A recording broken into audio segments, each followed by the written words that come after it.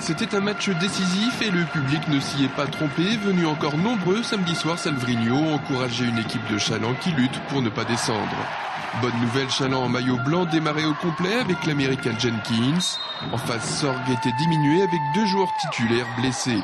Le début de partie est équilibré. Mansaré, meilleur marqueur du match avec 27 points, trouve les paniers. Mais Julien Jay pour Challans réplique aussitôt.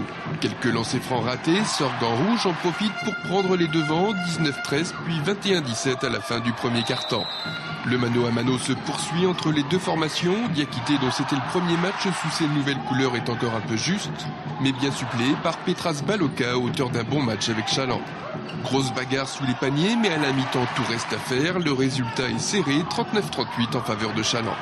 On a fait des erreurs pas mal, par la tension du jeu quand même, parce qu'il faudrait gagner ce match ce soir quand même, pour essayer de relancer l'équipe comme il faut. On a vu de bonnes phases de jeu, mais bon, ça va être dur, hein. Ça va être très dur, je crois. Il y en a certains qui gardent trop le ballon, qui sont trop personnels. Ils bougent pas assez. J'ai un peu peur pour Challans, hein. Je les trouve un peu juste en défense. Bon, enfin voilà, après, il y a encore une deuxième mi-temps, hein, c'est pas perdu. Hein. Faut jouer. Il faut absolument qu'ils gagnent, hein, sinon ça va être la descente. Hein. Alors là, ils n'ont pas le droit de perdre, de toute façon. Hein. Les hommes de Yann Jolivet en sont bien conscients. Ils vont mettre le turbo dans ce troisième quart-temps. Toujours aussi indispensable, Erard fait le boulot. Megdad est en réussite et affole les compteurs. Challans creuse un petit écart, 51-45 puis 61-53. Sorg souffre mais n'abdique pas encore. Sauf que les Blancs en remettent une couche, très présent au rebond. Johan Rathieville fait mouche à 3 points. Challans est devant et gère sa fin de match devant un public ravi. Score final 85-74. Certes, tout n'a pas été parfait, mais Challans a retrouvé la victoire. Et c'est bien là l'essentiel.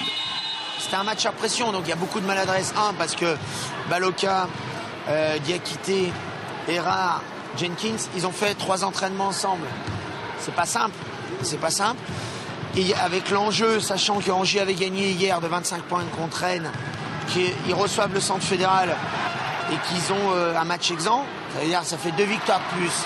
Donc là, on pouvait, mentalement, on pouvait complètement exploser ce soir avec la défaite. Donc, je suis content que les joueurs aient fait le travail ce soir, vraiment. Tout s'est joué, on va dire, sur les rotations, je pense. Hein, parce qu'il faut un break, parce qu'on a certains joueurs qui sont jeunes. Jouer dans une ambiance pareille, un match à enjeu, parce que tous les matchs sont à enjeu, on dira que... moi, je pense que c'est beaucoup sur les rotations, on manque de fraîcheur.